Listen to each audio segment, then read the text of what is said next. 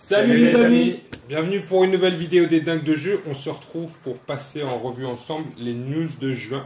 Donc on va faire comme la dernière fois, des petites vidéos, une vidéo par news. On va commencer ce mois de juin avec une grosse activité. C'est le déchiqueteur des steppes. Donc c'est la nouveauté canne du mois. Ouais, qui sort en booster. Qui sort en booster. Moi ça me fait plaisir parce que c'est ma faction préférée. Les cannes. Tout en finesse. Tout en finesse. Et en plus, celui-là, c'est 25 points de finesse. 25 points de douceur. Exactement. À la base, On pourrait même dire c'est Royal Canin.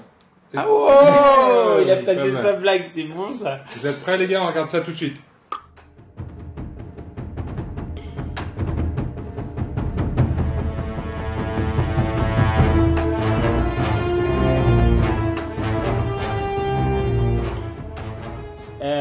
Du coup, en fait, quand on a commencé à bosser, à la base, on voulait juste faire un chien canne, tu vois. Ouais, Mais ça a pris des proportions pas possibles.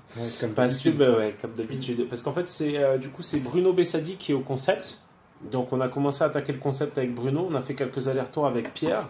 Et puis, bon, voilà, on s'est très vite rendu compte qu'un chien canne, voilà, Un ça ne canin. peut pas être un caniche. D'accord? Jeu de mots quand même. Double jeu de mots. Donc bref, et du coup on en est arrivé à cette grosse bête, à cette grosse bébête là. Assez naturellement, c'est moi qui me suis attaqué à la sculpture parce que j'aime bien les gros monstres. Ouais, c'est pour ça qu'il est gros aussi. Ouais. Plus ça va, plus tu sculptes gros, toi. C'est parce que je perds en fait, je pense au niveau des yeux. non, mais c'est parce que ça Tu va grossis avec la des doigts. gamme et je grossis des doigts. Non, mais ça va avec la gamme. Et puis voilà, il fallait du pic de partout. Donc Ouais, si on fait la pièce en fait, si on l'avait fait en petit, ça nous aurait amené pas mal de problèmes de moulage aussi, parce que la pièce va sortir en résine. Donc c'est vrai que le choix de la taille aussi importe au niveau production. Ensuite, tout simplement, au niveau peinture, j'ai essayé de rester assez proche de ce qui se proposait au niveau du concept, parce que là, du coup, c'est moi qui l'ai. Donc le concept est de Bruno Bessadi, et ensuite c'est moi qui l'ai sculpté et peint. Donc ensuite, sur les couleurs, j'ai essayé de rester assez proche de la colorisation de Sébastien Lamiran, tout en exagérant un petit peu le côté verdâtre et rougeâtre des cannes, quoi. Ok. Voilà. Profil à 25 points. Tu veux nous en parler, JB? Tu le connais, toi? 25 points, oui. 25 points. Alors, c'est notre troisième profil de mémoire en canne en 25 points. On avait Altaloun, Kushi, et maintenant notre gros chien. Alors, c'est pas mal parce que ça apporte de la diversité. Altaloun, c'était plutôt du déplacement et de la gestion d'objectifs. Kushi, c'était plutôt un chef, entre guillemets, et il nous manquait pour des compos à 25 points de force brute. Un tapeur, c'est ça. Un donc. tapeur. On se retrouve avec un bon tapeur qui a 600 combats, 4 en vigue. Petit point intéressant, et je pense que c'est le premier canne, le combat bleu est plus faible que le combat blanc. Effectivement, il est à 6, 5, 4. Donc c'est un profil qui est intéressant, parce que c'est la première fois qu'on voit ça chez les cannes. C'est pas la même chose pour la vigueur. Les autres caractéristiques on respecte la hiérarchie habituelle. Celle-là est un peu plus... donc il va falloir faire attention à les garder. Je pense que c'est intimement lié à sa capacité qui lui permet de faire des actions supplémentaires. Parce que typiquement, je pense que si le profil avait été en plus boosté en combat, C'est ça. ça aurait été une moissonneuse batteuse, quoi. Non, mais il fait 25 points quand même. Il fait 25 points, voilà. La première attaque risque d'être sympathique à 6, puis après l'adversaire aura vite fait de relocaliser dans les bras pour faire descendre de 1 le combat, et le rendre plus gérable très rapidement. Ensuite, on passe sur les caractéristiques. Donc il a le hurlement sinistre. C'est une capacité qu'on retrouve, qui est sympa, qu'on retrouve chez les Ascaris sur la hyène hurleuse. Ouais. Et en fait, tous les combattants à 10 cm ou moins du déchiqueteur des steppes vont être affectés par cette capacité. Et durant la prochaine phase tactique, ils ne pourront ni bénéficier des effets d'une carte tactique, ni en être la cible. C'est un peu comme la perturbation stratégique. C'est ça, mais dans un rayon de 10. Donc une fois qu'on est bien placé, c'est toujours... ça surprend parce que l'adversaire s'y attend pas. Et si c'est bien joué, c'est toujours pénible. Moi, je me souviens de quelques parties en convoyeur ou autour 2 ou 3 où on nous dit hurlement sinistre, pas de garde du corps. C'est compliqué, quoi. Enfin, voilà, ça peut embêter un soutien, ça peut embêter tout plein de cartes tactiques. D'autant plus qu'on va le voir, mais celui-là il peut bien rusher. Ouais, on peut, effectivement.